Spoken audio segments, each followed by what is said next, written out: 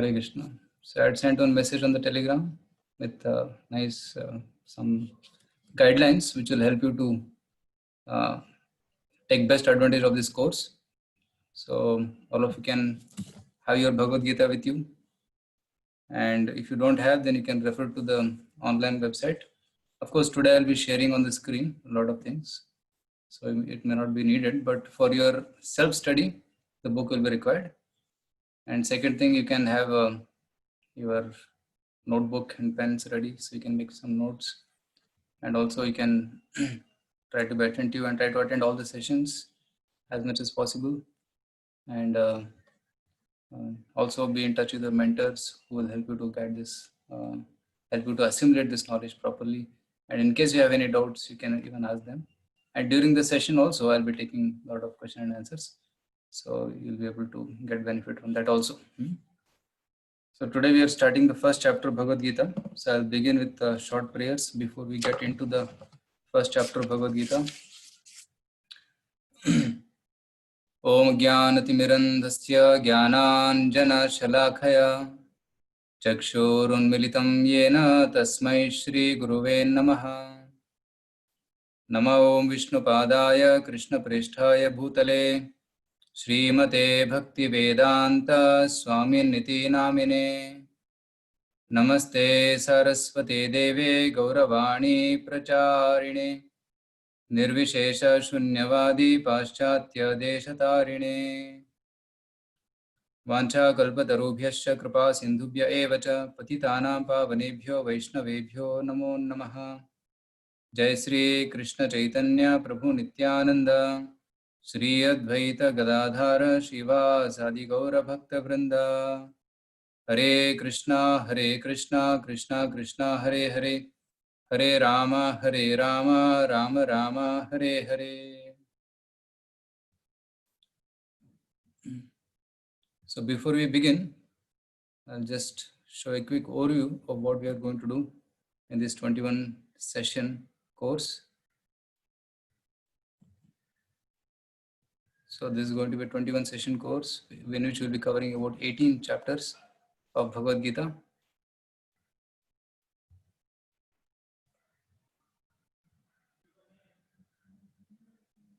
So this is called Systematic Bhagavad Gita course.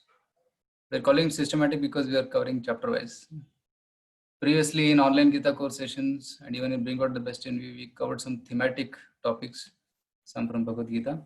But in this course, we'll be doing it systematically. Chapter 1, chapter 2, up to chapter 18. So that's why we're calling it Systematic Gita course. So in this session, this course is dedicated to His Divine Grace, A.C. Bhaktivedanta Swami Srila Prabhupada, who is the founder Acharya of International Society for Krishna Consciousness, ISKCON. So he wrote this Bhagavad Gita as it is, which became popular all over the world, and it has touched the hearts of millions of people, and they have become Krishna's devotees by reading this Bhagavad Gita. So all the credit goes to him. And by the way, you are allowed to unmute the phone. So only when required, when you want to ask something, you can unmute. Otherwise, it may distract or disturb other people. So keep your phones muted during the session. So the course highlights will be covering one chapter a week. We'll be covering the chapter overview and connection between chapters and important sections and points for application. Shloka memorization. We'll be giving you a series of shlokas which you can memorize. Mainly about 108 shlokas we'll be giving you. Personal assistant by mentors and facilitators. Twice in a week, the mentors will conduct meetings where you can attend. There you can memorize shlokas, you can discuss on particular shlokas of Bhagavad Gita and have more discussions among yourself, among your own peer groups. And certificate will be given to all the participants who will fulfill the criteria. So the course plan is Module 1, Module 2, Module 3, Karma Yoga, Bhakti Yoga and Jnana Yoga. So the first 6 chapters is Module 1, and today we are beginning the first module, Karma Yoga. Second 6 chapters, they are called Bhakti Yoga, and last 6 chapters, they are called as, there is a section of Jnana Yoga. So Bhagavad Gita is like a sandwich or a box. So it's called as a box because when you are keeping some valuables, like you keep some jewelry, you have a below box and top box, and in between you keep the nice jewelry hidden. Similarly, Bhagavad Gita is like a sandwich between karma and jnana is bhakti. So bhakti is the real essence of Bhagavad Gita, which is coming in the middle 6 chapters of Bhagavad Gita. So today we are starting this session on 16th August, and we'll be doing this session every Sunday up to 27th December. And 25th December is Gita Jayanti, and we'll be ending around Gita Jayanti time, the actual day when Krishna spoke Bhagavad Gita around 5,000 years back. Yeah, certification, 70% attendance, you can try to attend, and answering all the quizzes and shloka memorization, at least minimum 18 shlokas by the end of this course. You can do more also. Of course, we'll be announcing the names of those who memorized bigger number of shlokas, more number of shlokas. So we'll have a transcendental competition for shloka recitation also. Okay. So okay, so we'll get into the topic of Bhagavad Gita now. Who should read Bhagavad Gita? Some people say Bhagavad Gita is meant for old people. But actually, who should read? Or some people say those who are distressed, they're in stress, they should read Bhagavad Gita. But actually, Bhagavad Gita is relevant for everybody. For young people, they will learn how to live. Working people, for learning art of work, how to work. Housewife, how to, means for peace at home. Right? Otherwise, there will be quarrels. Student, for better concentration. 6th chapter of Gita speaks about concentration. For married people, to maintain good relationships. For leader, to be selfless, for selflessness. In fact, a lot of instructions for leaders come in Bhagavad Gita. Yadida chariti shrestha. Krishna says leader by the Sanskrit word shrestha, a elite person whom people follow. That's a leader. Stressed. For those who are stressed, they can find peace by reading Gita. Yesterday, we were having a children's program where one of the parents of the child was sharing that in this lockdown, children were under so much stress and anxiety, but we did a lot of children's programs. So the parent gave very good feedback saying that these 2 weeks where children were busy doing some paintings and writing essays and doing elocution, they were so busy that they forgot all their stress. Stress was out. They became very happy. For a sinner, for salvation. For an addict, for freedom from addiction. And for a seeker of spirituality, he can attain moksha. For old people, it will teach how to die. So Bhagavad Gita teaches art of living as well as art of leaving, art of dying. So for both people. But Bhagavad Gita also teaches how to succeed. Bhagavad Gita also teaches how to face failures, both. So both in success and failure, Bhagavad Gita is relevant to us. So that's the beauty of Bhagavad Gita. Now, who can understand Bhagavad Gita? Let's discuss from this story of Arjuna and Duryodhana. In what spirit one should understand Bhagavad Gita? So, yeah, somebody is asking that they want Telegram link. Surely we will share on Telegram link. So, who can understand Bhagavad Gita? Now, there is Arjuna and there is Duryodhana. Arjuna understood Bhagavad Gita, but Duryodhana could not understand Bhagavad Gita because Arjuna was in a devotional mood. But Duryodhana was not in a devotional mood. He was in a competitive mode. So because of which, he could not understand Bhagavad Gita. Now, Arjuna and Duryodhana, before the battle of Kurukshetra, they came to Krishna because both of them wanted support.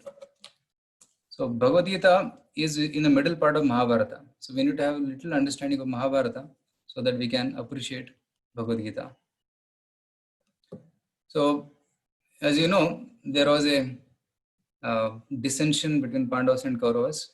Pandavas were actually the rightful claimants of the property.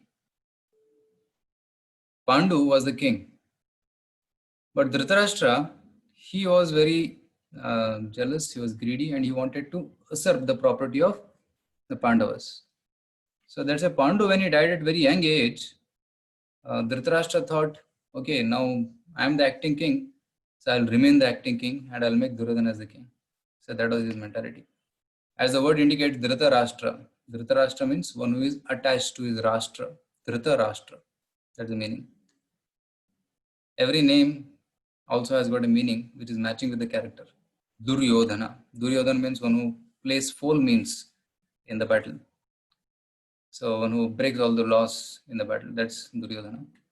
So now here in before when Dhritarashtra usurped the property of the Pandavas, he tried to kill the Pandavas also. Vishan Mahagne Purushada Darshana Asat Sabhaya Vanavasa Krichrata Mrde Mrde Nek Maharatastrato Draunyastratascha Hare Virakshita. Kunti Maharani is recollecting that so many times murder attempts are made on them by the Kauravas. They tried to poison Bhima. They even tried to put fire to the Lakshagraha. They tried to even send demons to kill them. And in battlefield of Kurukshetra, so many Brahmastras were shot at them. But because of protection of Krishna, nothing happened to them. So many attempts were made.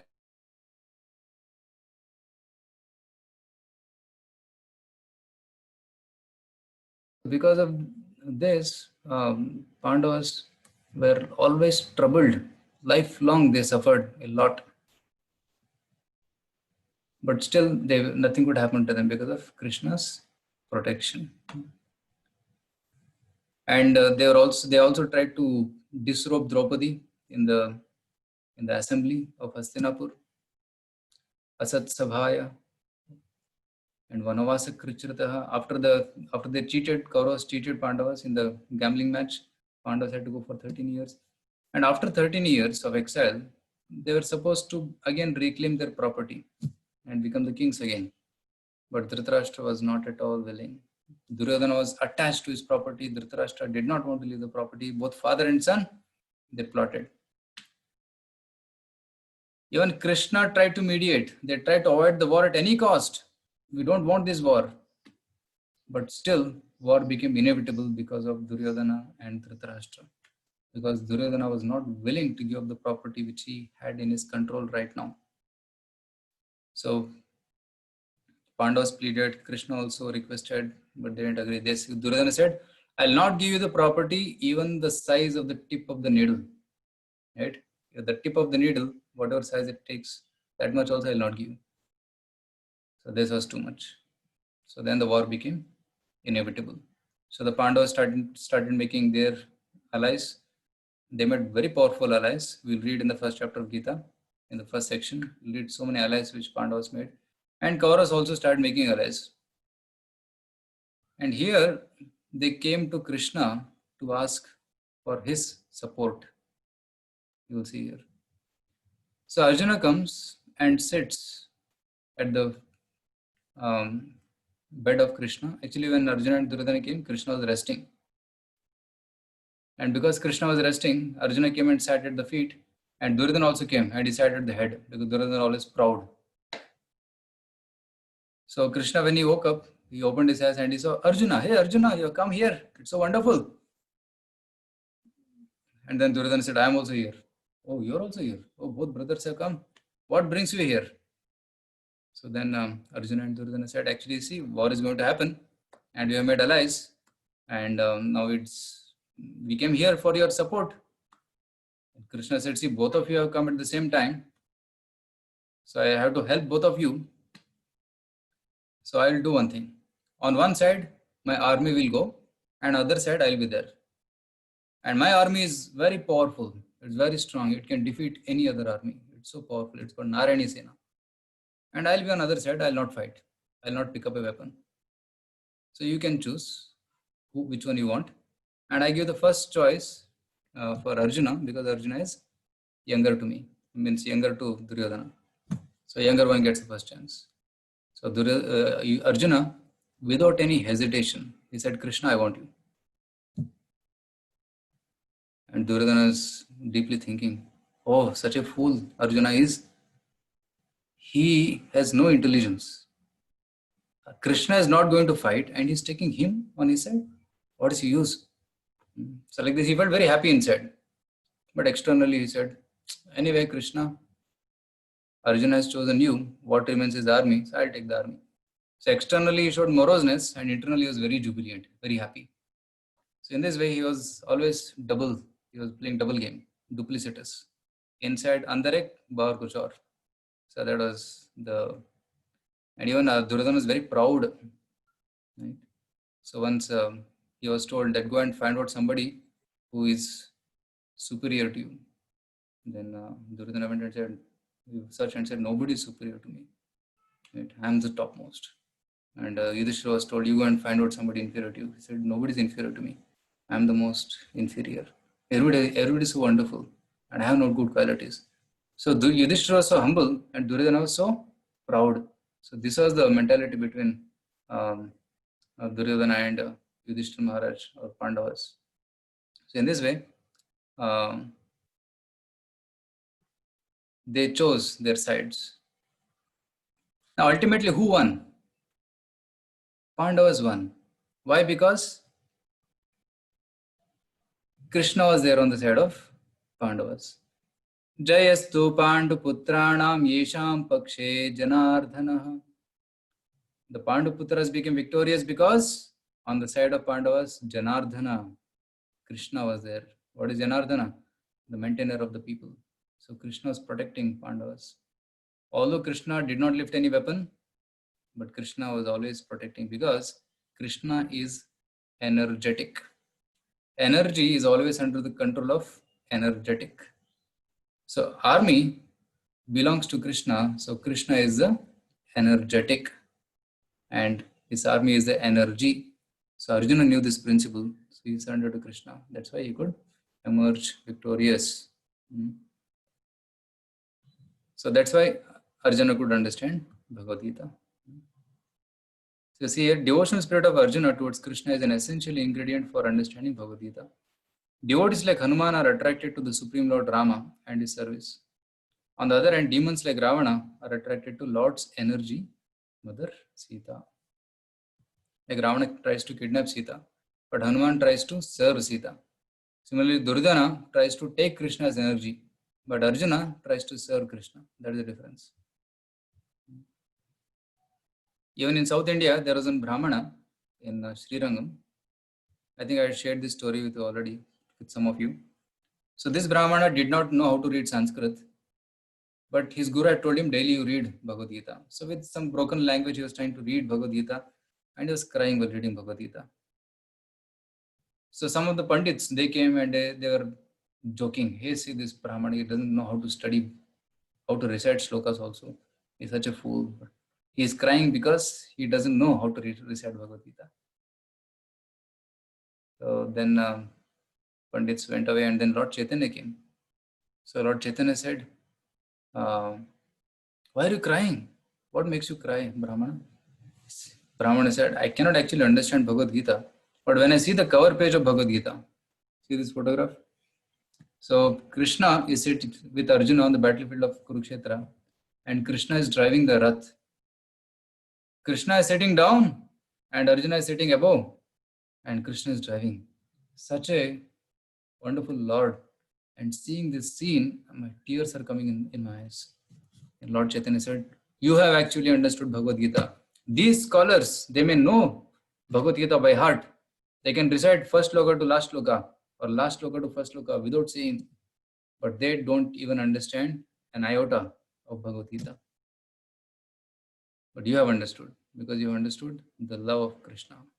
So in this way, some of you are also asking the question, I don't know Sanskrit, can you understand Bhagavad Gita? Yes, you can understand Bhagavad Gita, provided you approach Bhagavad Gita in a mood of devotion. The devotion reveals the knowledge which is there in Bhagavad Gita.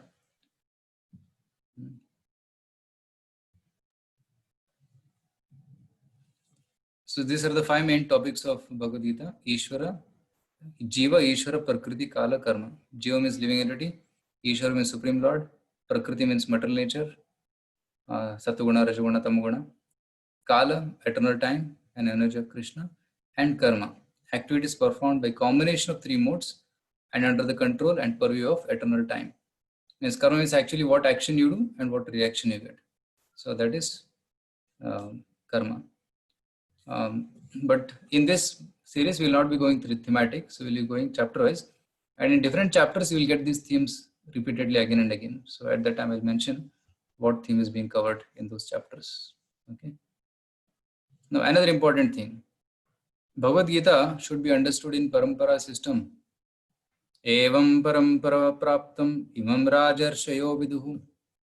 So Bhagavad Gita 4.2 says that the knowledge should be understood in the parampara system. What is parampara? Guru Shishya parampara. Guru tells to Shishya, then Shishya becomes Guru, and he tells to his Shishya, and his Shishya, like this it goes on.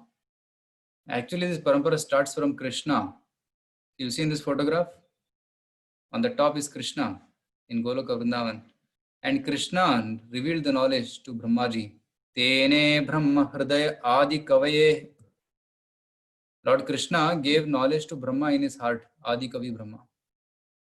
And Brahma gave knowledge to Narada, his Manasa Putra. And Narada Muni gave the knowledge to Vyasa, who is the author of all the books. Vyasa gave knowledge to Madhvacharya. And Madhvacharya gave this knowledge to his disciples. And like this, the parampara system comes. So I think I'll share the from Bhagavad Gita parampara system. Yeah, you see here. If you have Bhagavad Gita, at the end of introduction, you can see this.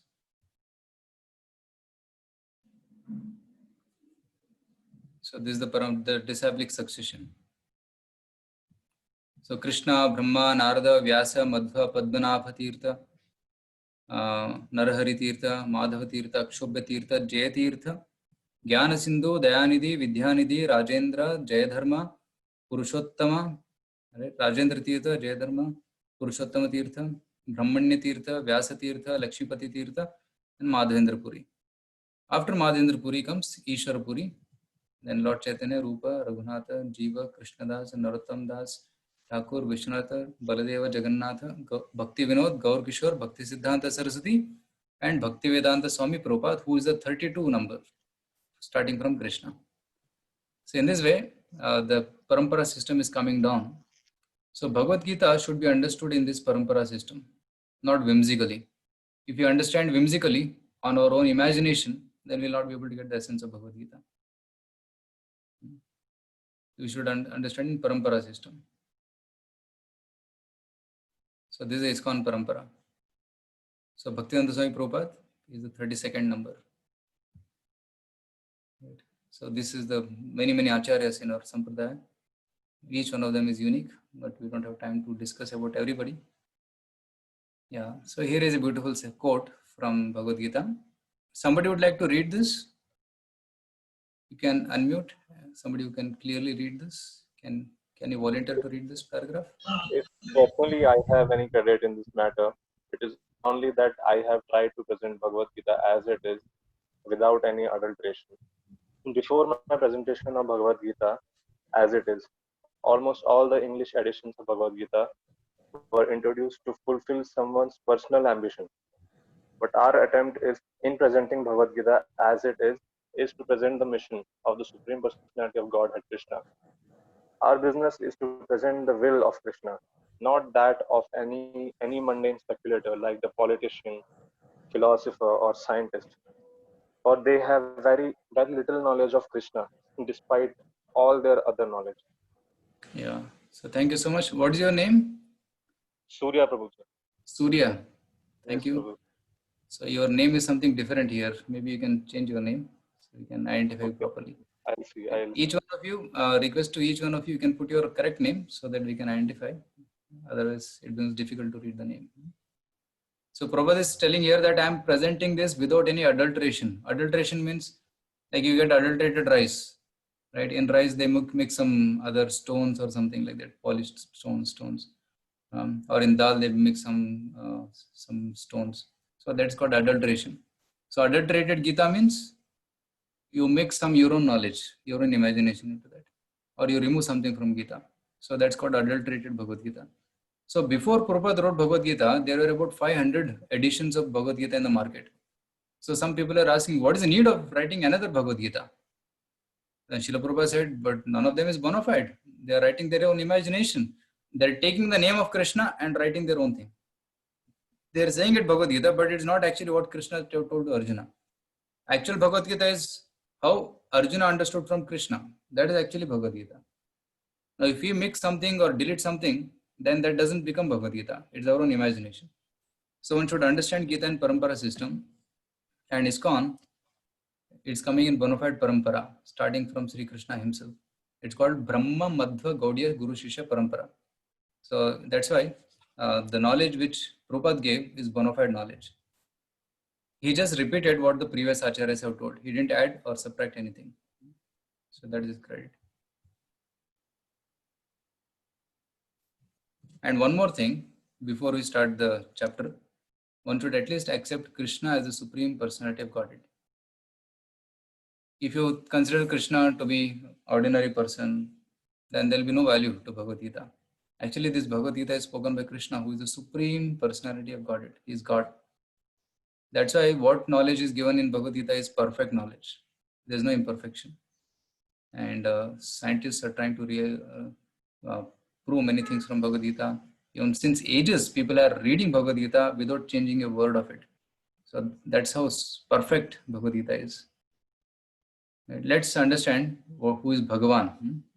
See, we are calling it Bhagavad Gita. Bhagavad means Bhagavan ka Gita, the song of God. And God is called as Bhagavan in Bhagavad Gita. What is the meaning of Bhagavan?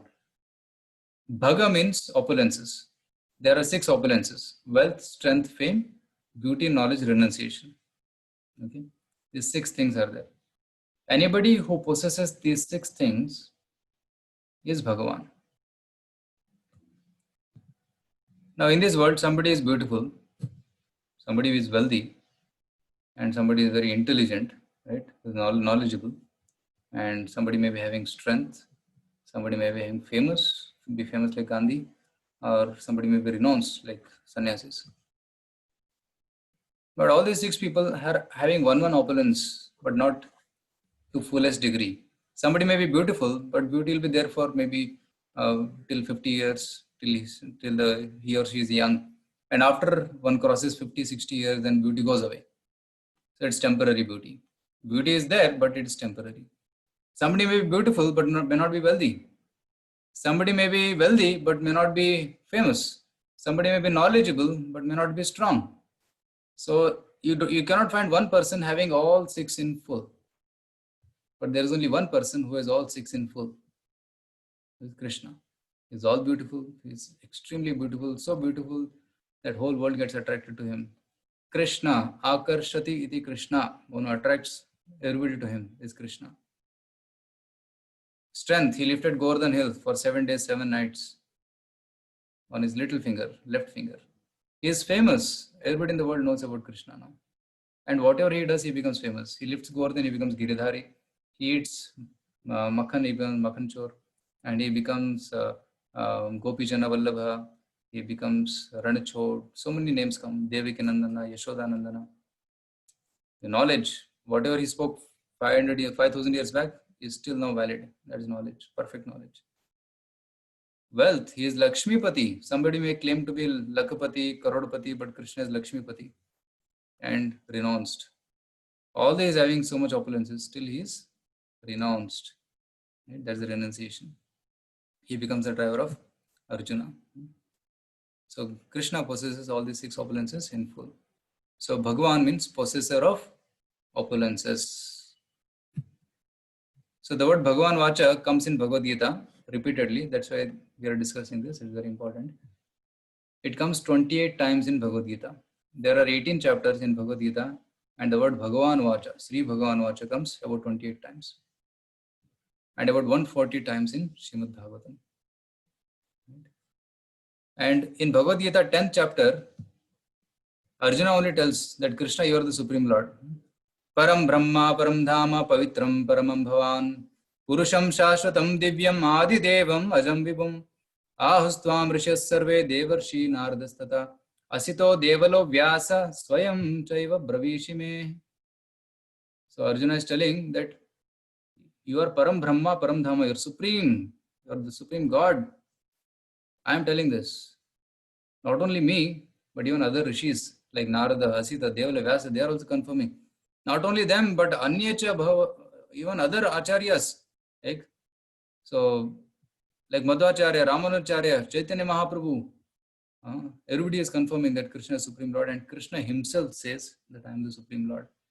10.8, Krishna says, Aham Sarvasya Prabhaho Mattah Sarvam Pravartate. I am, from me comes everything. And in another chapter, he says, Mattah Parataram Nane, there is nobody superior to me. So these are some of the words which Krishna says in Bhagavad Gita.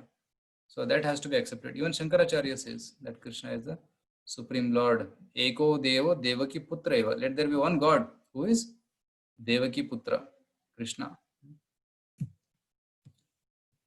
So till now, we just gave an introduction to Bhagavad Gita, how one should read Bhagavad Gita, and who is Krishna. At least one should theoretically accept Krishna as the Supreme Lord. Then we can try to understand Bhagavad Gita. So now we'll enter the chapter. So are you ready? Should we enter into the shlokas of Bhagavad Gita, first chapter? Yes. Okay. Yes, sir. So here is the section, is the breakdown of Bhagavad Gita, first chapter. So the first 27 verses, they give the introduction to Bhagavad Gita, or they set the scene of Bhagavad Gita. What is setting the scene? Like setting the stage. Like before the drama is about to begin, you set the stage and you allocate the roles to right people, and you allocate the scenes and everything. So that is setting the scene. So that is happening in first 27 shlokas, and the shloka number 28 to 46, which is the second section, Arjuna gives 5 reasons not to fight. Okay, so this is the introduction to, this is the breakdown of the chapter, and here is a detailed breakdown. So shloka number 1 to 27 is the introduction, wherein 3 subsections are there. First section is verse number 1 to 11, where preparation for war is happening. You will see Duryodhana, Dronacharya, Bhishma, Pandavas, and blowing of the conch, all that comes here. And the introduction of the Patra, who is what. So that's introduction is happening in the first 11 verses. And then second section, about 9 verses, tells about signs of victory. How before the beginning of the battle only, the signs were visible, clearly visible, that Pandavas are going to win. So that you will see here. And 21 to 27, Krishna as Bhakta Vatsala, how compassionate he is to Arjuna, and how he is becoming the driver of Arjuna. That you will see here in the subsection C. And then second section is Arjuna's 5 reasons not to fight. So we will discuss this. Compassion, enjoyment, fear of sinful reactions, destruction of family traditions, and indecision. So these are the 5 reasons which Krishna gives in for not fighting. So the first 4 reasons come in the first chapter, and the 5th reason comes in the second chapter.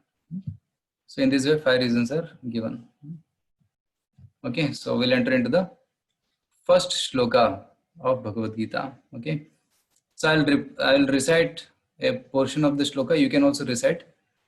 You can keep muted, but you can recite at your own place wherever you are, because everybody unmutes, then there will be chaos. So I'll repeat, then you can. I'll recite, then you can repeat. Dhritarashtra vacha dharma kshetre kurukshetre samaveta yuyutsavaha mamakah pandavaschaiva kimakurvata sanjaya. So this is the first shloka of Bhagavad Gita, and the first shloka of Bhagavad Gita is spoken by Dhritarashtra. So there, so you will see here Dhritarashtra vacha. Dhritarashtra said. what he says, Dharma Kshetre Kurukshetre Samaveta Yutsavah.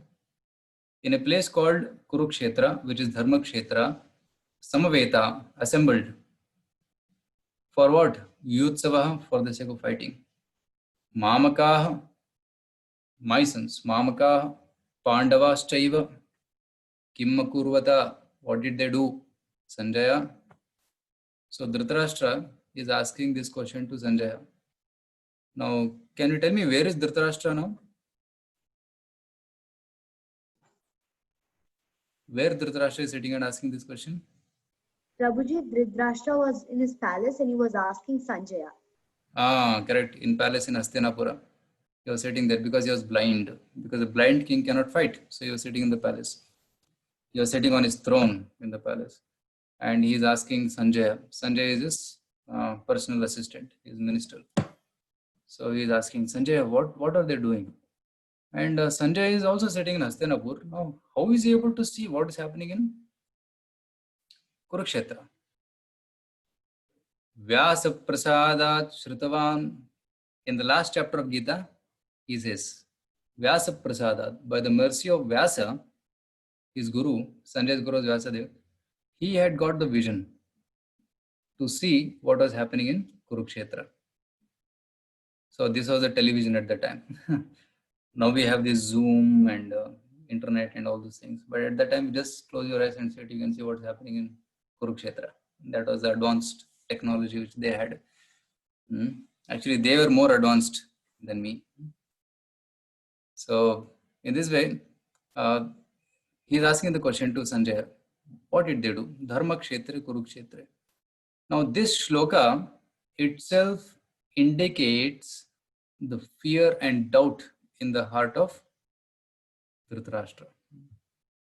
Very clearly indicates there is some fear. See, he wanted victory. So Dhritarashtra was desiring victory. That's what is shown from this shloka. Second thing is doubtful, because he's asking, what did they do? Kim akurvata? And he was fearful also, because it was Dharma Kshetra. The Dharma Kshetre, Kurukshetre. The Kurukshetra is a holy place. It comes in northern India.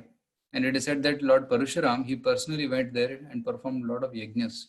So it's a very holy place. Even Devatas, Deva Puja is also done in that place. So Acharyas explain like this. So, and in that Kurukshetra, the Kurukshetra was chosen for battlefield. And because it was Dharma Kshetra, Pandavas were on the side of Dharma, so Dhritarashtra felt fearful. It's Dharma Kshetra, maybe Pandavas will become more powerful and they will conquer my Kauravas. That's why he's telling Mamakaha Pandavas Chaiva. What did they do? He's saying, my sons will be killed by Pandavas. Maybe I'm a little doubtful. So that doubt is being expressed in this shloka of Bhagavad Gita. So you will see here, we'll see the purport here. So the word Dharma Kshetra is significant because on the battlefield of Kurukshetra, the personality of Godhead was present on the side of Arjuna. See, Krishna himself was also present. Dhritarashtra, the father of Kurus, was highly doubtful about the possibility of his son's ultimate victory. In this doubt, he inquired from Secretary Sanjaya, what did they do? Right. So there's a doubt. And Dhritarashtra became very fearful. See, about the influence. Dhritarashtra became fearful about the influence of the holy place on the outcome of the battle. He knew very well that this would influence Arjuna and the sons of Pandu favorably because by nature, they were all virtuous. So Pandavas are virtuous. They are following Dharma. That's why Dharma Kshetra will favor the Pandavas. So Dhritarashtra was doubtful, but still he had hope. What was the hope? We are 100. My sons are 100. Pandavas are only 5. And on our side is Bhishma and Drona, the teachers, the great grandfathers. So surely by their power we'll be able to win. So these 4 emotions are expressed in this first shloka of Bhagavad Gita. Dharma Kshetre Kurukshetre Samaveta yuyutsavaha mahamakaha pandavaschaiva kimakurvata Sanjaya. Another thing you can see from this shloka is Dhritarashtra is biased. He is saying my sons and Pandu's sons. Actually, Pandu and Dhritarashtra are brothers.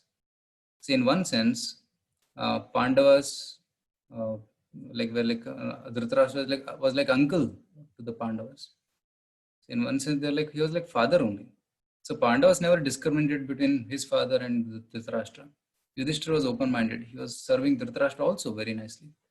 But Dhritarashtra was evil-minded. He wanted his sons to win, my sons. So this ahankara or mamakara is shown by Dhritarashtra. So which is not a very good emotion. Actually, between uncles, even we see that even our uncles treats us like son only, right?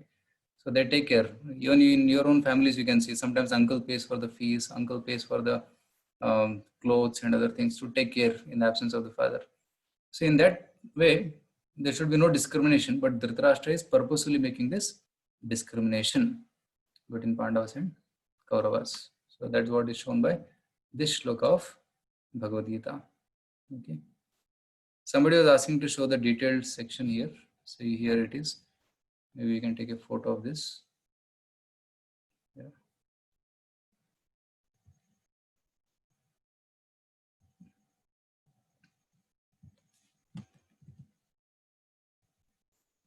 So now we'll open another PPT, which was made by Radheshyam Prabhu. Very beautiful made PPT. I'll share something from that.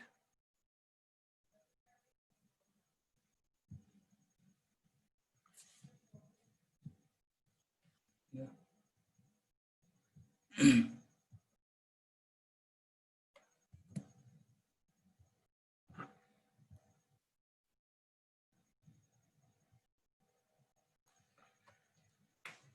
So after asking this, Duryodhana approached Dronacharya. Sanjay says, Sanjay Vacha, and he says, Drishtva tu Pandavanikam Yudam Duryodhanastada Acharyam Upasangamya Raja Vachanam Abrait.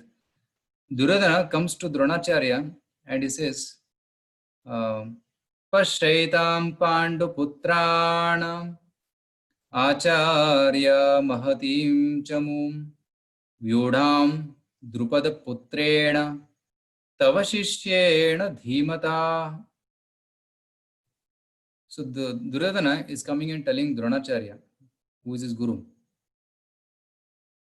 So Dronacharya is his guru, but Duryodhana wants to use his guru for attaining victory. He doesn't want to follow his guru. He wants to use his guru for attaining victory. That's very clearly shown.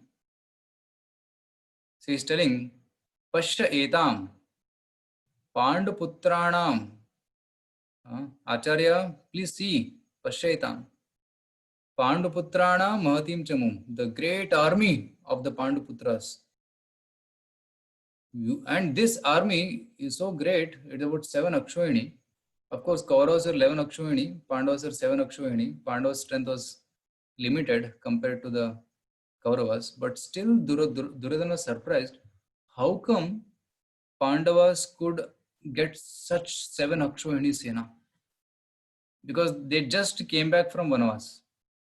They just had returned. So he was amazed, Are itna bada Sena kaise leke aaya? But they did not know that during the Vanavas, they are preparing. They made alliance with so many powerful people. They got Ghatotkacha. They had alliance with Virata. And they even went to Indraloka. Arjuna went to Indraloka and made alliance with Devatas. And Devatas, Agni gave the chariot. Ratha of Arjuna was given by Agni. And Varuna had given Gandiva. And Indra had given so many powerful weapons. Lord Shiva personally had given Pashupatastra to Arjuna. They made powerful alliance and powerful strength they had acquired. And Duryodhana was amazed by this. That's why he's telling, Pashaitan Panduputranam Acharya Mahatim Chamum. Chamum means a unit of army. It is very great. Vyudham Drupada Putrena Tavashishyena Dhimatam. And this army is arranged by your disciple, Drupada Putrena. Who is that Drupada Putra? Drushtadumna. So Drushtadumna was born to Drupada because Drupada wanted to take revenge against Dronacharya. So he did yajna to produce a child who will kill Dronacharya, and that was Drushtadumna. But still Dronacharya taught him. So Duryodhana is taunting him. See, you taught him. Now he's trying to fight with you, and he's arranging this army. Why did you do this mistake? So externally he's speaking this shloka, but internally it means, why did you do this? So he's actually not respecting Acharya. He's actually taunting his Acharya by very sharp words. And Dronacharya is peacefully listening. He is not agitated or so. He is listening to what Duryodhana is telling. So now this chapter is called as Sainya Nirikshana Yoga or Sainya Darshana. So where both the sides are introduced. So shloka number 4 up to 11, the fighters on both the sides are introduced. So first he tells the warriors on the side of Pandavas. Atra Shura Maheshwasa Bhimarjuna Samayudhi. Actually, when I am reciting, you can also repeat on your own side so that we can try to chant these mantras also. Or what I will do, I will recite and you can repeat. Atra Shura Maheshwasa Bhimarjuna Samayudhi Yuyudhano Viratascha Drupadascha Maharataha. He's telling, on the Pandava side, there are very great personalities like Bhima, similar to Bhima and Arjuna. See, Bhima, Arjuna, Samayudhi. He is not introducing Pandavas because he knows Pandavas are extremely powerful, but there are others like Pandavas who are extremely powerful. They are Yuyudhana, Virata. Virata was king of Matsyadesh. Drupada. Draupadi was married to Arjuna, so Drupada became an ally, right? And Drupada and Dronacharya had enmity, so naturally Drupada was inspired to fight. So why Duryodhana is telling like this? Duryodhana feared internally seeing the Pandavas army, right? Seeing the huge army, he was fearful. Second thing, Duryodhana points out Dronacharya. That no, see, Drupada is present here and Drushtadumna is present here. So he was trying to incite Dronacharya. And Duryodhana wanted to anger Drona by telling the name of Drupada and Drushtadumna. So because when one is angry, then he'll fight properly. So then he says, Drishtaketu Chaikitanaha Kashirajascha Viryavan Purujit Kunti Bhojascha Shaibhyascha Narapungavaha. There are other great warriors like Drishtaketu, Chaikitana, Kashiraja, Purujit, Kunti Bhoja and Shaibhya. So who are these people? Drishtaketu was son of Shishupal, but he was on the side of Pandavas. So he was favorable. So that's why he joined the Pandavas. Chaikitana was a Yadava, belonged to Vrishni dynasty, and was very chivalrous Maharati. Kashi Raja was the king of Kashi. And Purujit and Kunti Bhoja, they were actually brothers of Kunti. And Shaibhya was the father-in-law of Yudhishthira Maharaj. So in this way, these personalities were on the allies, were on the side of Pandavas. Suppose some more names come. It says here, Yudha Manyushcha Vikranta Uttamojascha Viryavan. If you see Bhagavad Gita,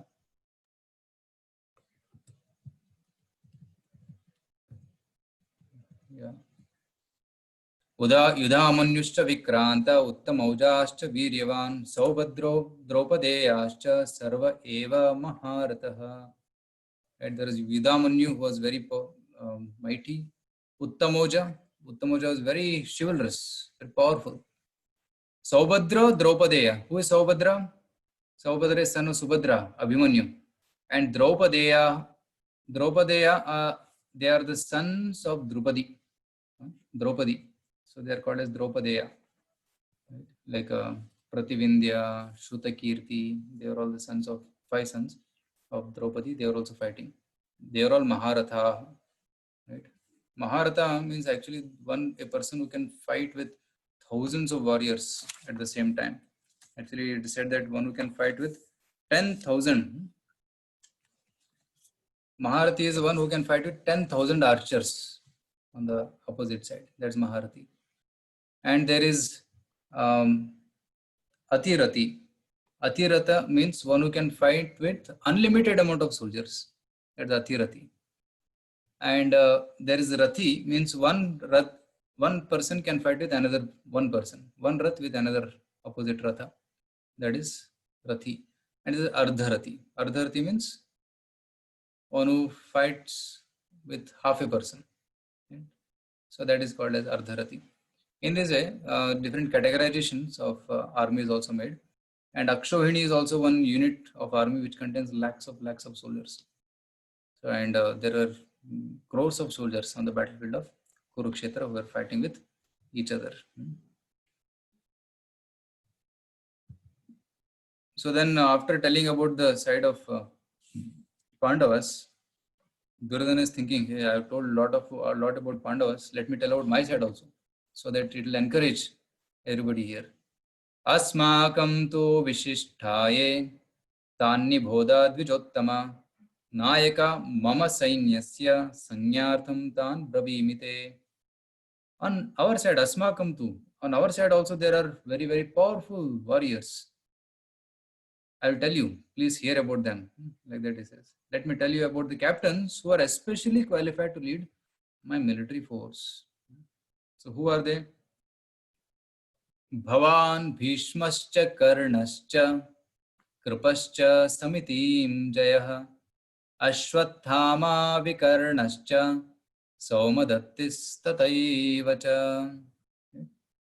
Would somebody like to read the translation? You can unmute and read this translation. But for your information. Yeah, one person. Okay, I will go ahead.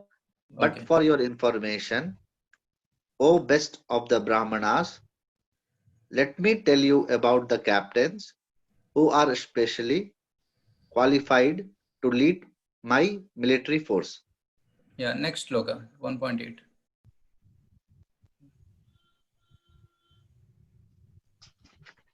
You are able to see it on the screen?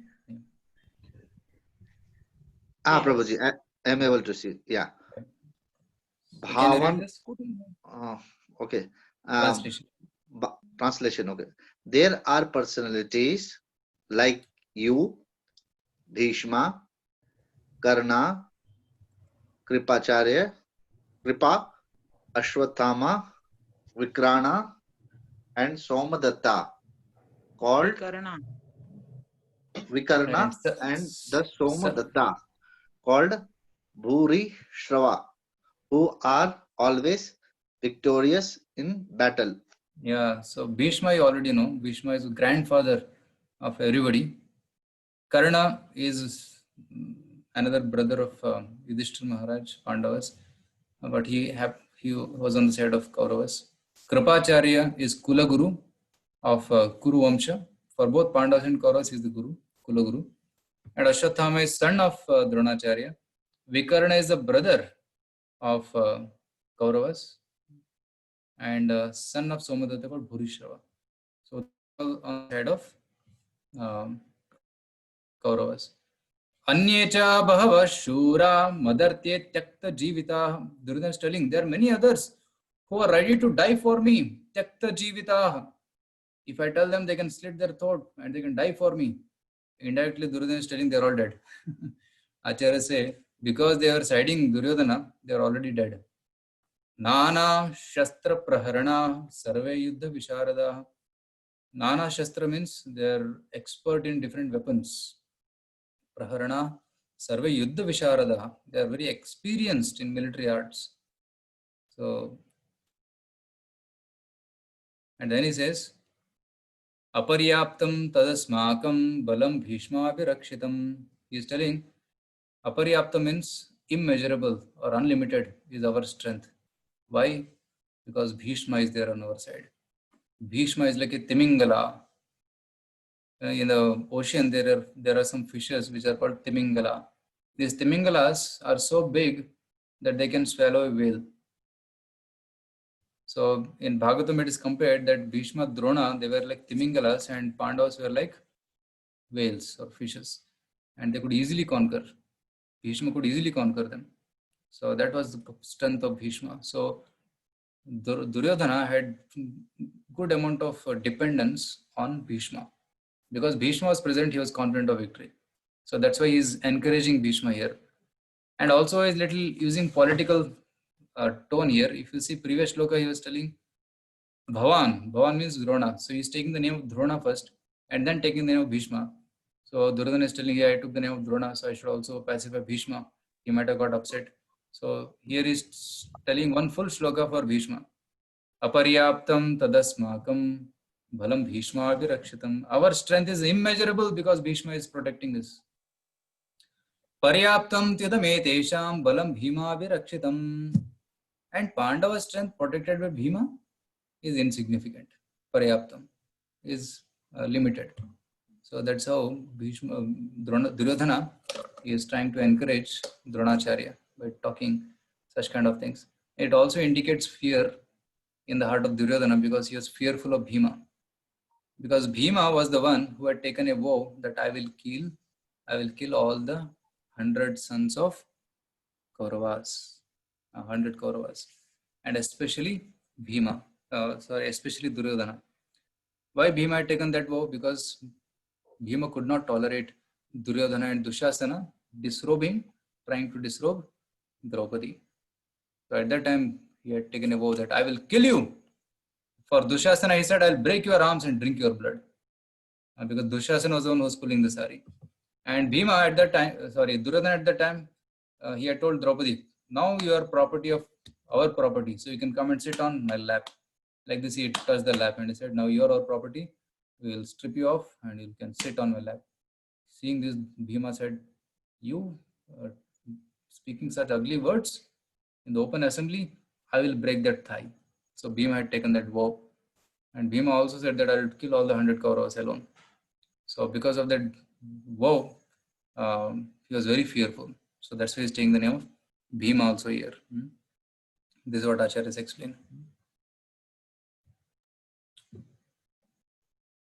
Yes, so we'll go ahead. So the next section is where there is Krishna, there is always victory. So we are in shloka number 10. So shloka number 11, 12 onwards, up to shloka number 20, they tell about signs of victory for the side of Pandavas. Let's see what are the signs of victory. Now, hearing the words of Duryodhana, Bhishma becomes irritated. What is this fellow speaking? So in order to keep him quiet and to encourage him, Bhishma takes his Shankha and blows it.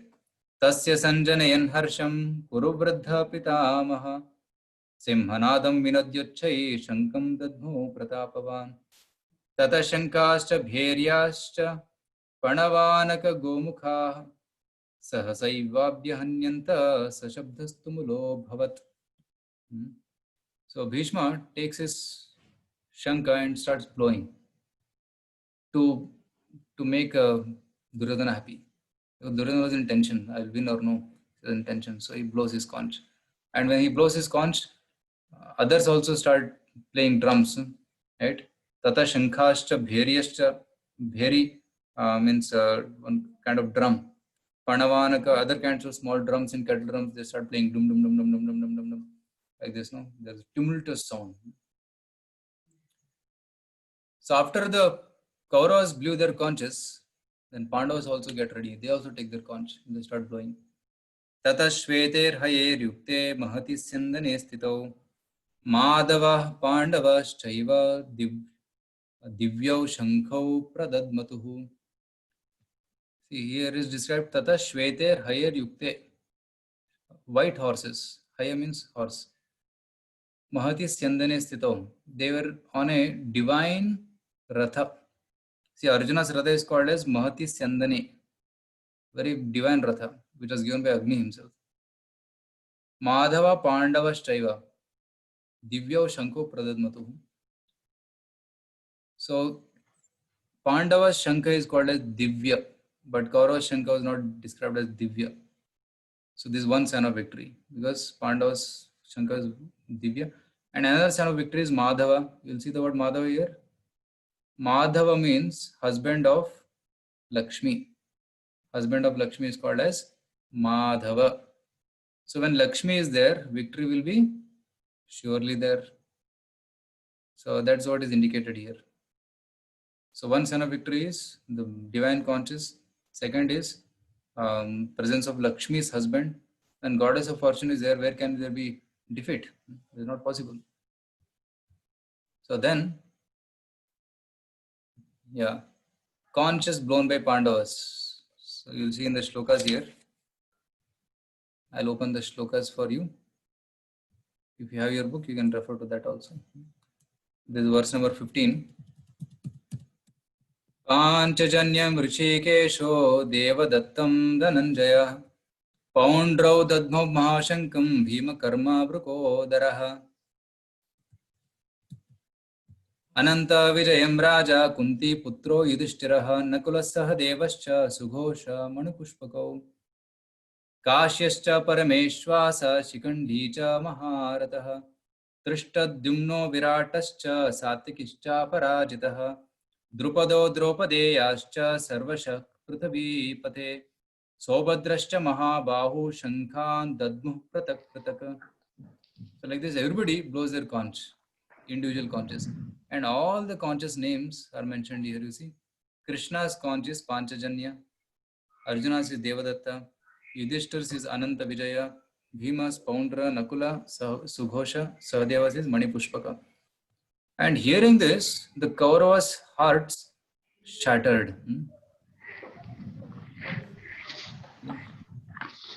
Kauravas' heart shattered like anything. Saghosho dharta rashtranam hridayani vyadarayat. Hridayani vyadarayat means the hearts became fearful. Navascha prithivim chaiva. From earth to sky, everywhere tumulo abhyunadayan.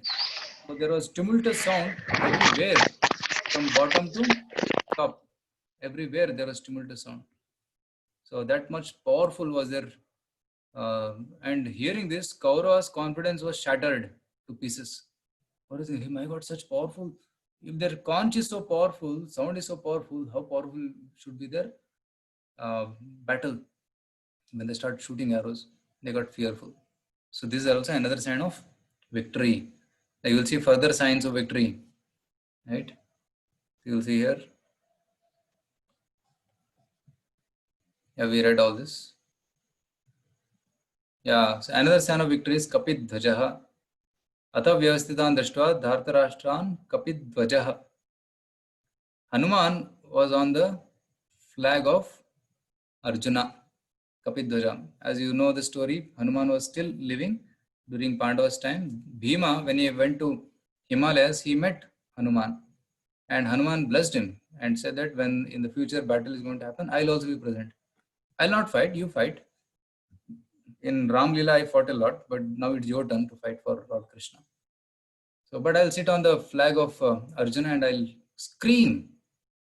When you say Akraman, like in warfare, they say Akraman, I will also add and say Akraman.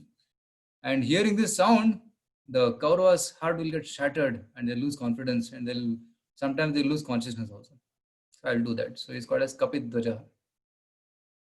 Pravritte Shastra Sampade Dhanur Udyamnya Pandavaha Rishikesham Tada Vakyam Idam Aha Mahipate. So at that time, Pandavaha, who was about to fight, see, Dhanur Udyamya Pandavaha. Arjuna is already taking the arrow and about to fight. But at that time he tells to Rishikesha, who is Krishna.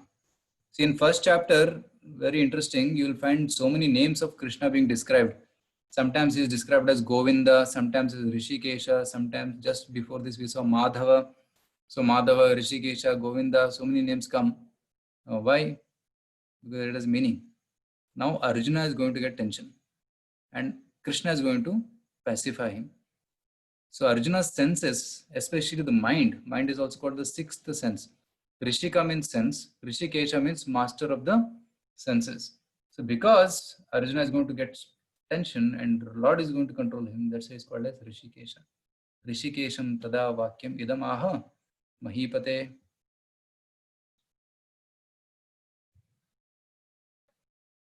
So Arjuna tells, so there's the next section. Why did great Arjuna and great hero and Krishna devotee Arjuna put his bow down, refusing to fight? So let's see. So Arjuna says to Krishna, I want to see who has come to fight in front of me. Please take my chariot between the two armies. So Lord then takes the chariot in between the two armies, and Arjuna sees all kinds of the relatives. Who are the relatives assembled there? You will see here. Okay, we need to refer to the shloka here.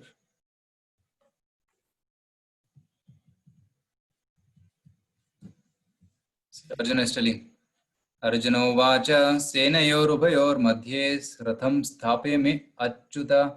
See, there's another word achyuta used here.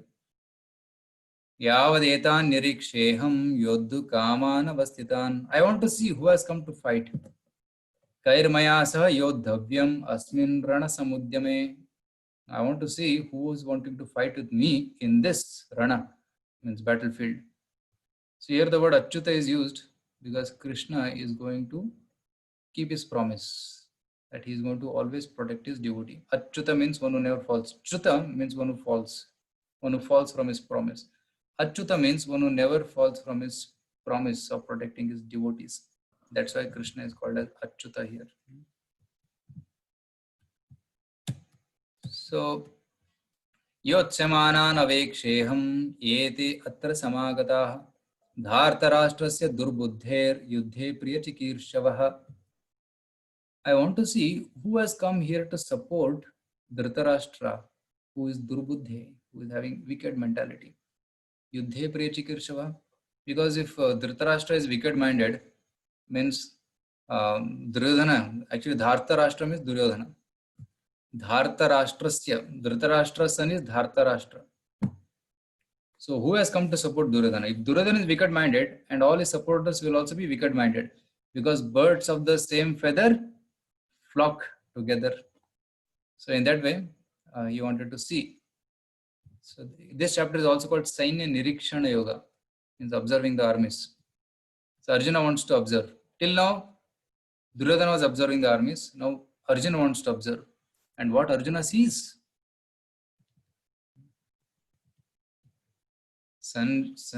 After saying this, Krishna takes the chariot. Sanjaya vacha eva mukto rishikesho gudakeshena bharata senayor ubhayor madhye sthapayitva ratottamam.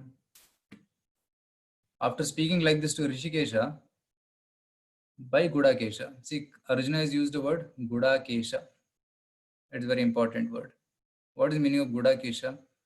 Gudaka means sleep. One who has conquered sleep is called as Gudakesha. And one who has conquered ignorance is also called as Gudakesha. Arjuna, who has conquered his sleep, how can he now fall under ignorance?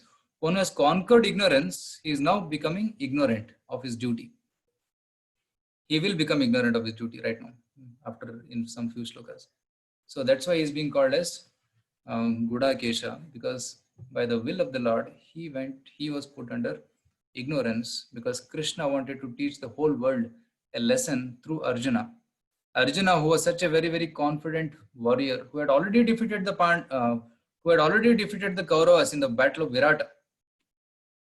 If you read Mahabharata, just after Ajnatavas, there was a big battle, and Arjuna single-handedly defeated Bhishma, Drona, Karna, Duryodhana, Dushasana, and so many other warriors single-handedly. Now that personality, powerful warrior, he is going to get confused now. And why he gets confused? Because of the will of the Lord. Because Krishna wanted to teach the whole world a lesson through Arjuna. So he is using Arjuna as an instrument to teach us beautiful lessons. Let us see what are those lessons. So I already explained the meaning of Arjuna.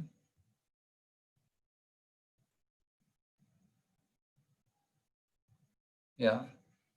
So another thing Prabhupada is writing, the relationship between the Lord and his servitor is so sweet and transcendental. The servitor is always ready to render service to the Lord, and similarly, the Lord is always seeking opportunity to render some service to the devotee. Right? Arjuna is always serving Krishna, but Krishna is also wanting to serve Arjuna. That's why his name is Achyuta, who never fails in his duty towards his devotees. So after seeing the army, what happens to Arjuna? Tan samikshasa kaunteya sarvan bandhu navastitan kripaya paraya vishto vishidhan idam abravit. So he sees so many relatives assembled on the battlefield of Kurukshetra, and Arjuna becomes bewildered by seeing the relatives. Who are the relatives? Bhishma Drona Pramukatah Sarvesham cha Mahikshitam Vachapartha Paschaitan Samavetan Kuruniti. Bhishma Drona and other warriors were seen by Arjuna. Tatra Pascha Sthitan Partha Pitran Ata Pitamahan. His fathers and forefathers were sitting there, and Pitamaha like Bhishma was sitting there. Acharya like Dronacharya and Kripacharya were there. Matulan, uncles.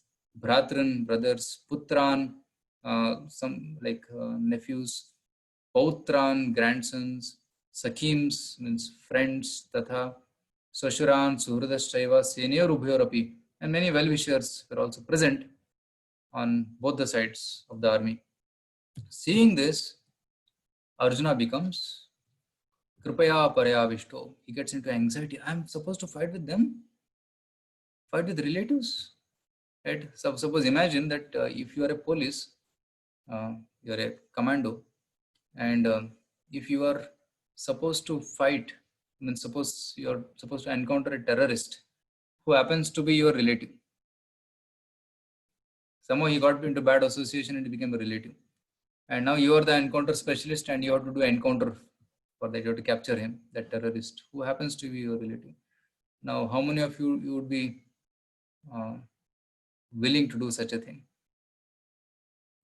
Or how many of you would find hesitation in doing such an activity to encounter your own relative? Please, yeah, Nishchal is saying yes, I will hesitate. This is relative. Suppose your cousin, brother, or somebody, right? And some of you are raising your hands, saying yes, there will be hesitation. It will be hard to take the decision. You will also, Anuradha is telling, Satyan is telling.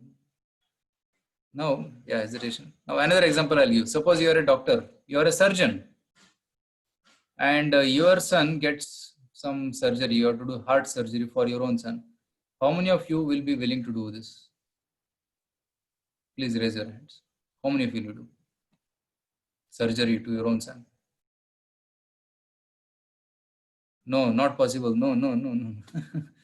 Right? What you will do? You will call your friend who will be a surgeon, and then you will tell him, no, you do the surgery.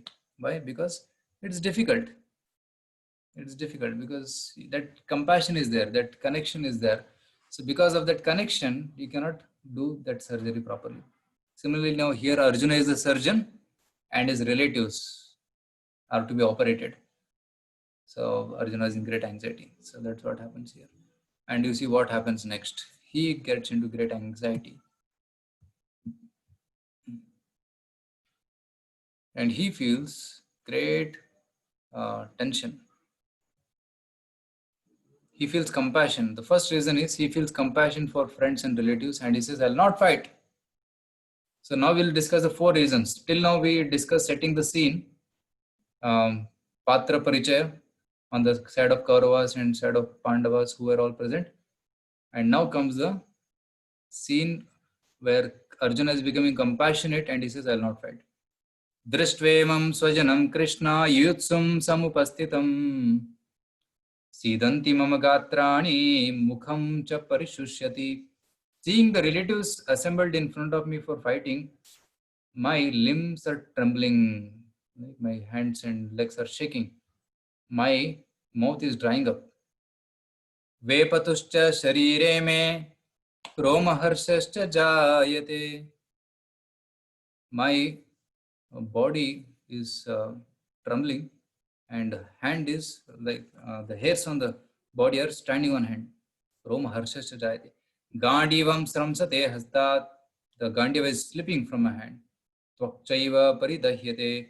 My skin is burning. Like when you get tension, now skin becomes reddish because it starts burning. If somebody becomes angry, the ears also become reddish, nose becomes reddish, eyes become reddish because skin starts burning. Nacha shaknomi avasthatum bhramati vacha me manaha. I am not able to stand, my head is reeling. Bhramati vacha me manaha. Nimittani cha pashyami viparitani keshava. And I am seeing so many causes of misfortune. Oh, killer of Keshi. Keshi was a demon. If you know Krishna Lila, there was a demon called Keshi who came in the form of a horse. Just give me a minute. Something is obstructing the video.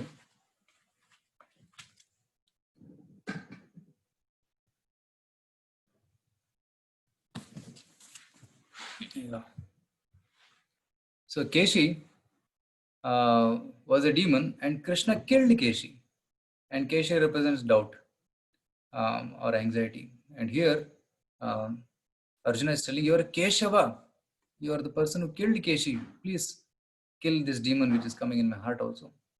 Like that, the word Keshava. See, till now you will see how many words were used for describing Krishna. There was Rishikesha and there was Achyuta. Now Keshava, it's Madhava. So 4 names of Krishna came in the first chapter. One more is Rishikesha. Correct. 5 names. Rishikesha. Yeah. And one more name is going to come in the future. Yeah. So that's Govinda. Govinda is going to come now. Yes. Okay. So that's the first reason, compassion for his relatives. So Arjuna said, I'll not fight. The second reason is no enjoyment even if victorious. That he speaks in the next few verses. Foreseeing no enjoyment in victory. So he says, I don't have any desire for kingdom. Nacha shreyo no pashyami hatva sujana mahave. Nakankshe vijayam Krishna nacha rajyam sukhani cha. Krishna, what benefit I'll get by winning the battle by killing all my relatives? Because what is the use of enjoying the kingdom without relatives? And suppose you become victorious and you are the only person surviving and everybody is dead. How will you enjoy? With whom will you enjoy? And here you see this family enjoying together. But if you are only one person sitting on this table, and how can you enjoy? You may have many varieties of dishes in front of you, but you cannot enjoy because you need people to enjoy with. So here Arjuna is telling, Nakankshe Vijayam Krishna, Nacha Rajyam Sukhani cha. I don't want this Rajya.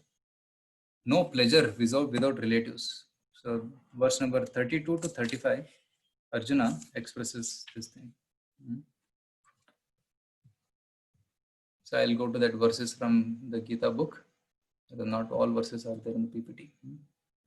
Kim no rajyena govinda, kim bhoger jivitena va. Yeshamarte kangshitam no rajyam bhoga sukhani cha. See, the word Govinda is used here. Govinda, you are the master of senses. Please control my senses. My senses are going astray. Go means senses. Govinda means one who gives pleasure to the senses.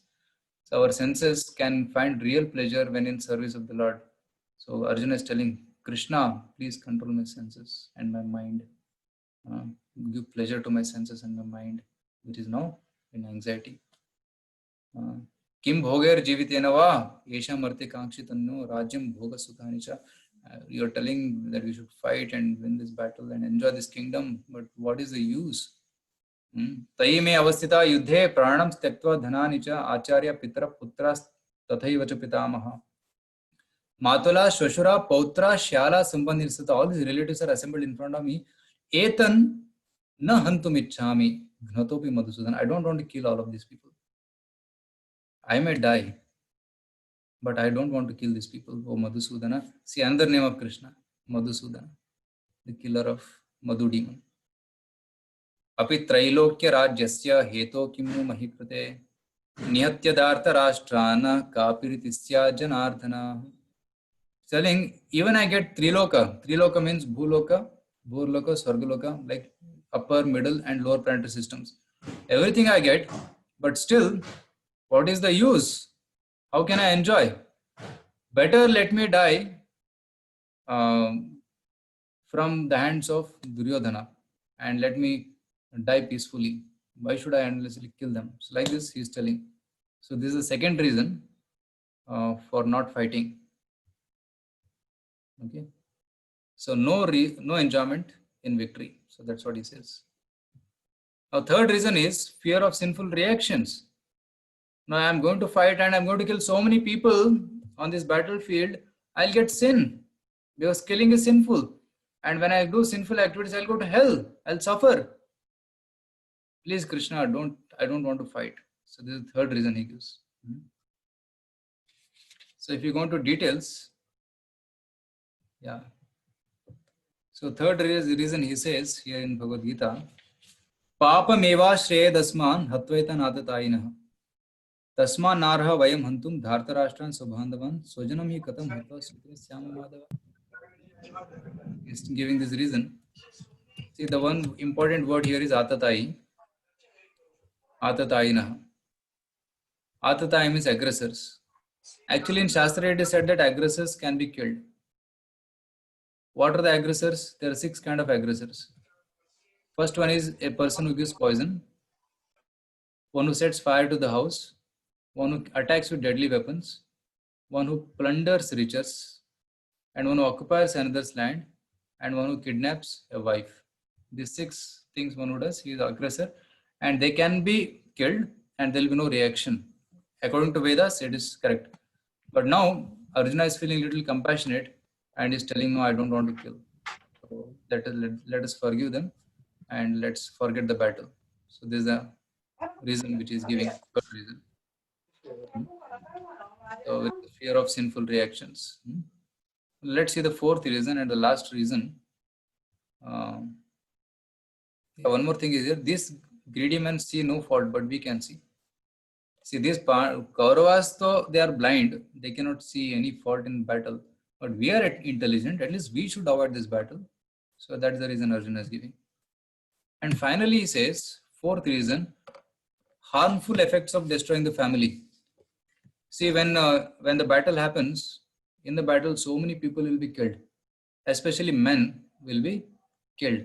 And when the men are killed, women will be shelterless.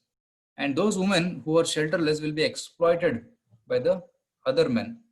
And in this way, the whole woman will get polluted, then bad progeny will be born. In this way, the Kula Dharma will get destroyed. So that reason Arjuna gives here to Krishna. Kulakshaya kritam dosham, he says. So when the dynasties are destroyed, pranashyanti kula dharma, the family traditions will stop. Suppose the man is dead, then who will teach the family traditions? And who will continue the family traditions of doing tarpan or pindadan to the ancestors? So then what will happen? Adharma bhibavat, adharma will increase, right? And pradushyanti kulastriya, the women who are shelterless will be polluted, and because of being polluted, they'll give birth to Varna Sankara. Varna Sankara means unwanted progeny by mixture of castes, right? So when the women are exploited by other men, then children will be born who are unwanted children. They're born out of force, right? So then Varna Sankara will cause much more trouble. Unplanned progeny will cause much more trouble. They'll become thieves or rogues and vandals or hooligans, and they'll cause so much of trouble in the society, right? And they'll not do Pitra Tarpan. So Arjuna specifically says about this Pitra Tarpan.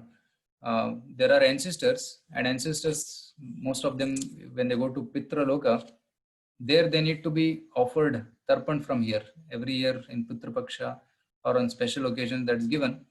Why? Because to deliver them. So actually it is prasad of Vishnu which is offered to them, and when they take that prasad, they become delivered.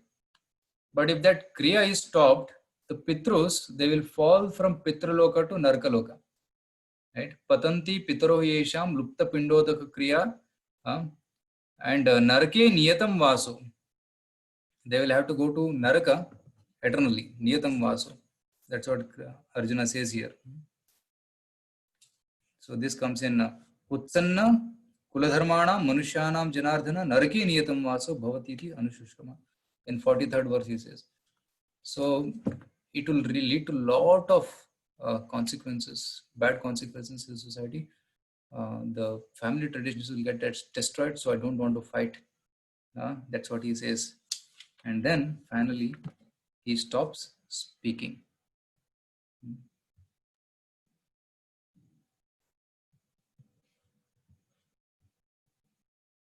Then he says, so this is the last sloka of Bhagavad Gita, first chapter. Kindly repeat after me. Sanjaya Vacha. Maybe one of you can unmute and recite. Maybe somebody, some volunteers. I'll do it, Proji. Arjuna Sankhye Evam Muktvarjuna Sankhye Rathopastha Upavishat Ratopastha Upavishat Visrajya Sasharam Chapam Visijya Sasaram Papam Chapam Shoka Samvigna Manasaha. Shoka Samvigna Manasaha. So Evam Muktva, after speaking like this, Arjuna Sankhye Rathopastha, in the battlefield, he was sitting on the Ratha, Upavishat, he sat down. Okay. Visrajya Sasharam Chapam, he gave up his Gandiva.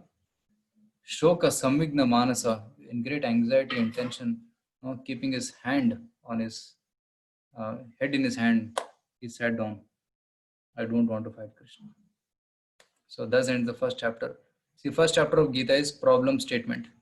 Like in any of your college, when you're solving any problem, first problem is defined and then you start looking for solution. Similarly, Bhagavad Gita also defines the problem here. The problem is Arjuna's weakness of heart, due to which he is not able to fight in the battlefield of Kurukshetra. Now, all the reasons given by Arjuna are valid. Right? How many of you agree that reasons given by Arjuna for not fighting are valid? Please raise your hands. How many of you feel that these 4 reasons, compassion and lack of enjoyment, and then sinful reactions will come and family traditions will get destroyed? There are 4 valid reasons. Right? Most of you are telling, yeah, many of you are raising your hands. And any gentleman will naturally give these 4 reasons. Right? He will not commit any sinful activities. They are very valid reasons. And the 5th one will come tomorrow. So, not tomorrow, next Sunday we'll discuss the 5th reason, which is indecision. Is next chapter he says Karpanya dosho pahatas subhava. I'm really confused. My intelligence is stolen. He says, I cannot decide what to do. Please, Krishna, you tell me what I should do. Tell me the Shreya. So in this way, he is very confused with the 5th reason. Now we are now thoroughly convinced that these 5 reasons are valid for not fighting, but Krishna is a supreme counselor. He gives further reasons.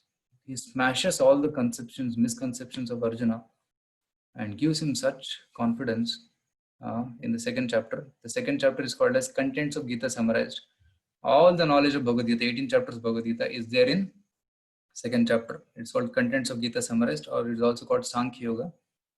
So it's the longest chapter, one of the longest chapters. 2nd chapter and the 18th chapter, they're very long. So which we'll discuss next Sunday. And in the next chapter, you'll find Atma Jnana.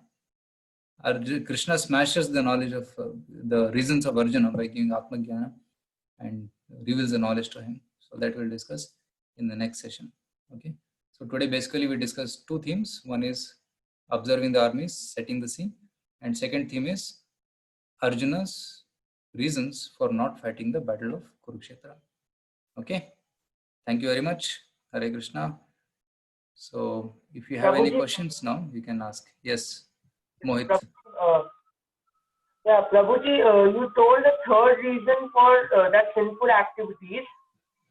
In that, in the text 36, the 36th sloka of the first chapter, that achatais, Atatai. yeah, they were achatais, no, the Kauravas. They had captured the Pandavas' land. Yeah, that's true. But still, Arjuna is feeling that no, killing is sinful. Even though they might have aggressed on us, they might have shown aggression on us, but I should not show aggression. Like Gandhi's principle, no? If you are slapped, then show the another one also. Let them slap me. So like that, Arjuna was trying to reason that no, let me not fight with them. Why to unnecessarily? They might have caused violence on us, aggression on us, but why should we kill so many people just for my own selfish need? So that's why he's considering it as papa, right? So it's sinful to kill others.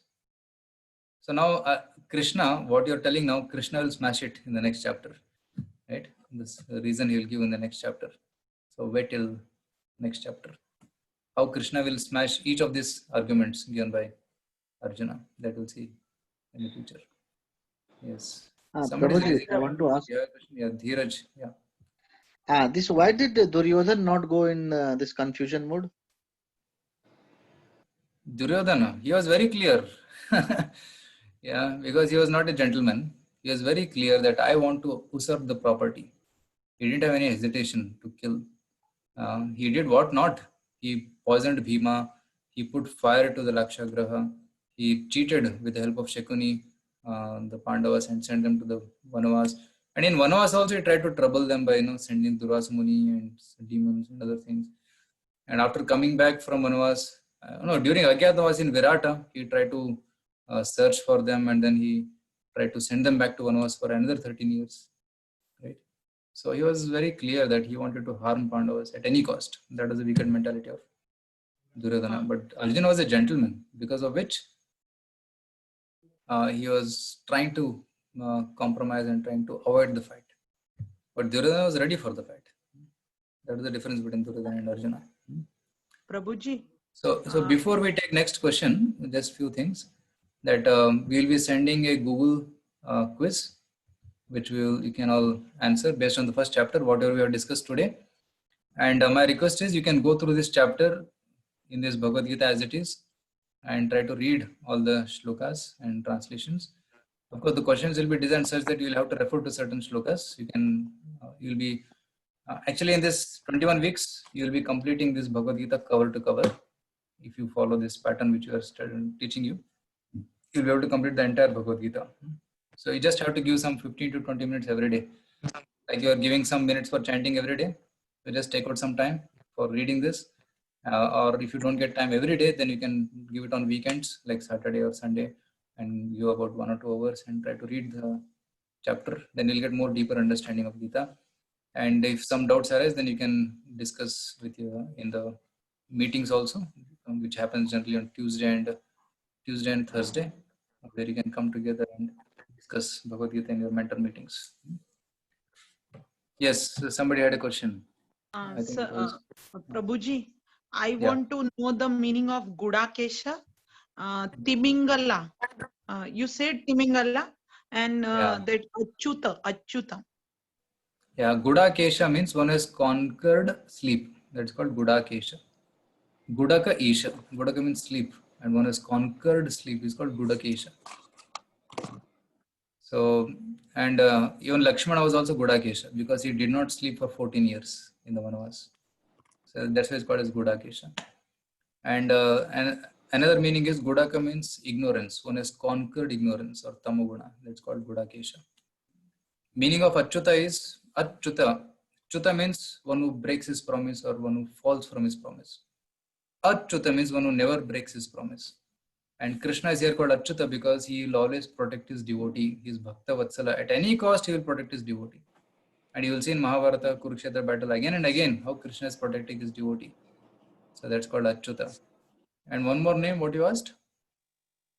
Timingala. Timingala is a big fish. It's a big fish which can swallow a whale also. So nowadays we don't see that, but in the Shastras it is mentioned that there are Timingala fishes which can swallow huge whales. Yes. Okay. Thank you, Prabhuji. Thank you. I understood. Thank you. Okay. Thank you. Yes. Prabhuji, Omkar is are you asking. going? Yeah, Vaishali Matan. Yeah, are you going to share the recording? Yes, yes. We'll be putting it in our channel and we'll be sharing it with you. Yeah. But I'm not there on Telegram because I have done that enrollment registration, but it has been done by one of my colleague for me. Acha. So Okay. I do not have the all details, so I couldn't Is- enter into that Telegram. Okay. Is there any volunteers here on this? Kanak Pru or Yes, somebody Prabhu. there? Vinit Pru is there. Can you add Vaishali Mataji into the Telegram group? Yes. Number. Yeah. I'll share on the chat. Will that be okay? Yeah. Yes, you can put it on the chat. Yes, I am putting it. Yeah. So Vinit will add you in the Telegram. Yes. Prabhuji, Omkar I is want asking, as you said, Pitras take Vishnu Prasad, we offer on Tithi. So how we know that Pitras are in Pitraloka or they are in another body? Yeah. So of course, if Pitras are pure devotees, ancestors are pure devotees, they don't go to Pitraloka, they go to spiritual world. Right? So Pitradhan may not be required. So, but if, just a minute.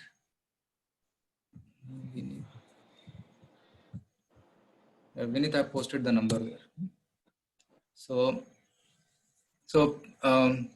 But as a ritual, one generally does it.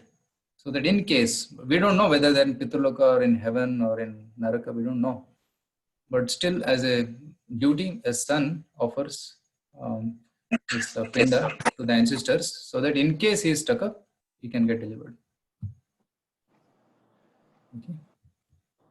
I think some more questions had come before. Yeah.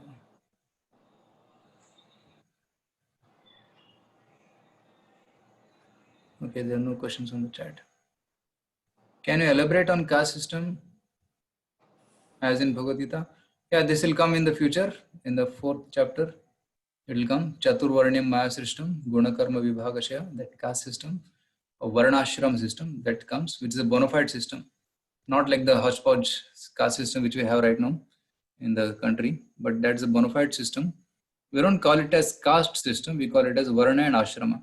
So that we'll discuss when the topic comes in the future. So Apurva is asking, Duryodhana had faith in power of Bhishma.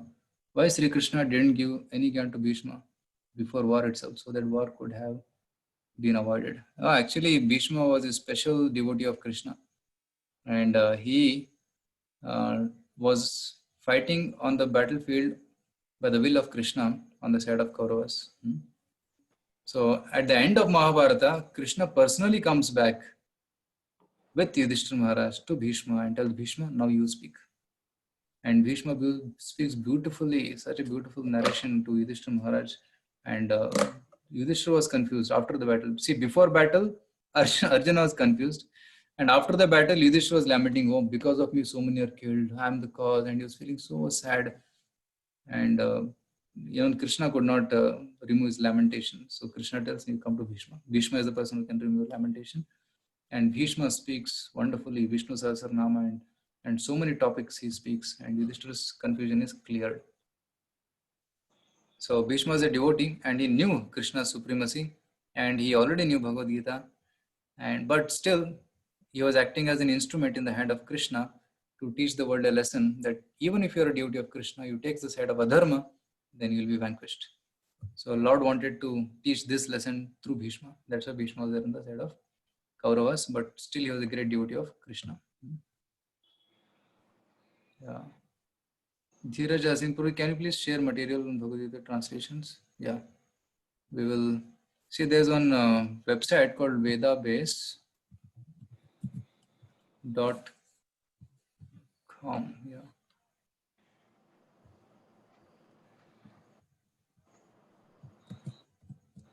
So this link is there. Yeah, so in this link, you'll find all the full Bhagavad Gita is here. Okay, you can refer to this. And if anybody wants a book, you can put a request on Telegram. Our volunteers will arrange a hard copy of Bhagavad Gita for you, which is very handy. So in this advantages, you can write, you can underline, you can mark some important points on this. So Anuradha Mataji is asking, many people don't know about Pitra Tarpan. So can they get sin if they don't do it? Yeah, so actually their forefathers have to suffer because they don't do it. Actually 1 year on earth is equal to 1 day on Pitra Loka. So every year if you do 1 Tarpan, that is equivalent to giving food for 1 day in Pitra Loka. So in Pindatan, they actually offer Vishnu Prasad. They cook a lot of varieties. They offer food. They offer water and clothes so that the person there will get it. Right. So, but now because people are not doing, forefathers will be suffering a lot. Right. So it is a very important ritual, but people nowadays tell that it is sentimental and try to avoid it. Okay. Hare Krishna. Prabhuji, one more thing. Now Yes. on WhatsApp, there won't be the recording shared. The recording would be shared on the Telegram group, no? Yeah, in the Telegram group of this group, Yes. Systematic Gita course, there only it will be shared. Okay, thank you. Hare Krishna. Hare Krishna. Recording is mainly for these participants.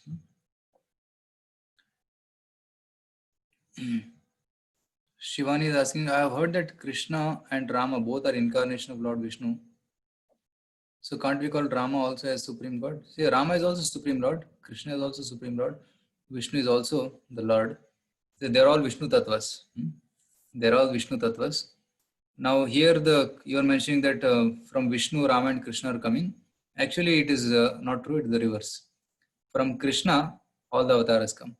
Ete chamcha kalapumsa Krishnastu Bhagavan Swayam Indrari Vyakulam Lokam Rudayanti Yuge Yuge.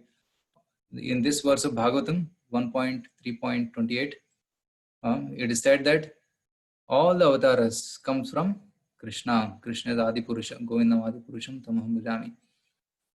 So this conception of Vishnu being a source of Krishna and Rama that's coming from television and other sources, which is not bona fide. If you refer to bona fide scriptures like Srimad Bhagavatam, you will understand that there are 3 types of Vishnus. Garbhodakshi Vishnu, Karanodakshi Vishnu, Garbhodakshi Vishnu and Kshirodakshi Vishnu. All the 3 Vishnus are coming from Krishna only. So that science of avatars we need to learn, and that's given in Srimad Bhagavatam.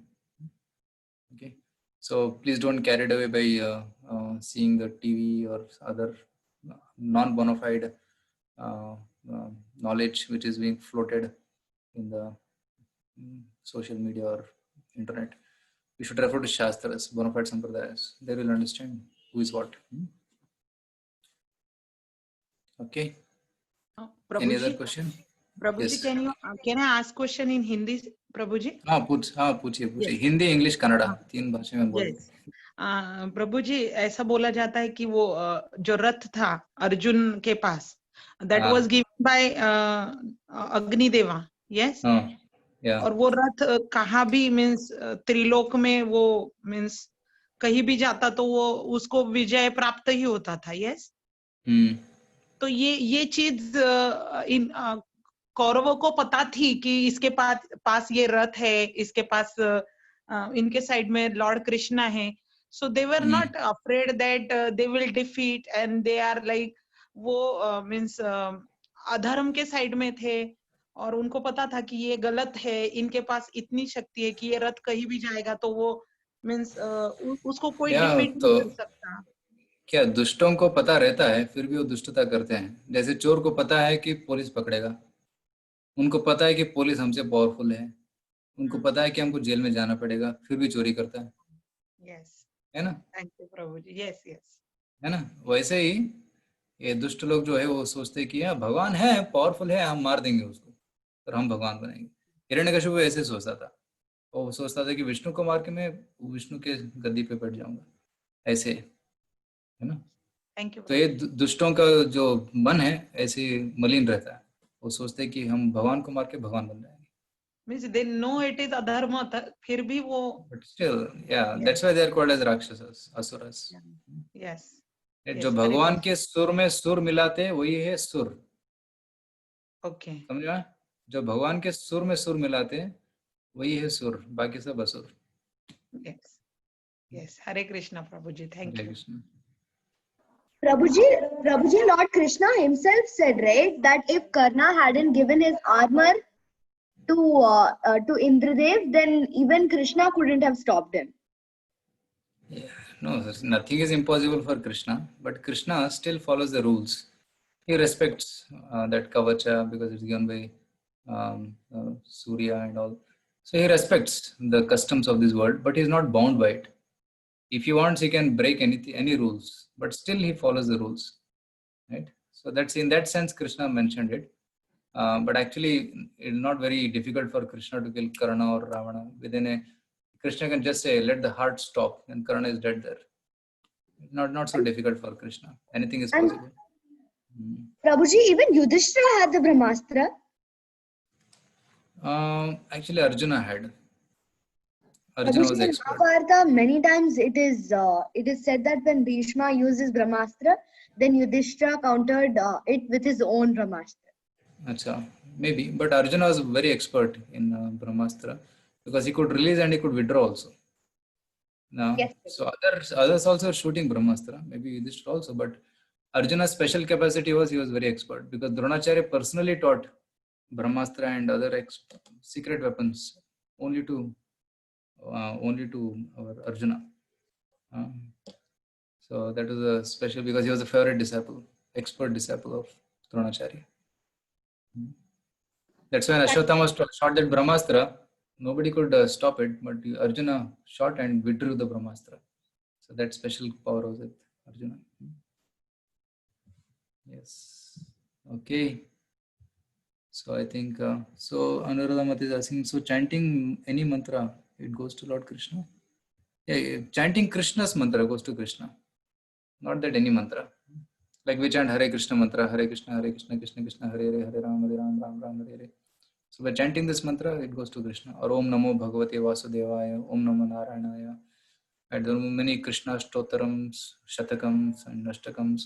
So you can recite those related to Krishna. Then prayers go to Krishna. Right? Yeah.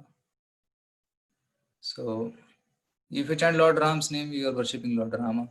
But Lord Rama also means Balarama. Rama can also mean Radhika, Ramana Rama. So in this way, it refers to Krishna also in another sense. So when you say Hare Rama, that Rama may refer to Balarama, it may refer to Ramachandra Rama, it may refer to Parashurama, it may refer to Radhika, Ramana Rama. So it depends upon how you take it. Okay? So there may be many meanings. Hare Krishna. So thank you so much for your participation. I think there are no more questions. So we'll be sharing this recording with you and we'll be sharing the quiz with you by tomorrow. Then you can start reading the chapter shlokas and you can try to solve them, and it's open book. You can just see the book and solve it. It's open book. We just want to ensure that all of you are reading and understanding these topics. And any questions you have, you can mail to me or you can ask your mentors, in that way you will be able to get more benefit of this course. Okay. Hare Krishna. Thank you so much. We'll end here for today. We'll meet again next Sunday with second chapter, Sankhya Yoga. Hare Krishna. Srimad Bhagavad Gita ki jai. Srila Prabhupada ki jai.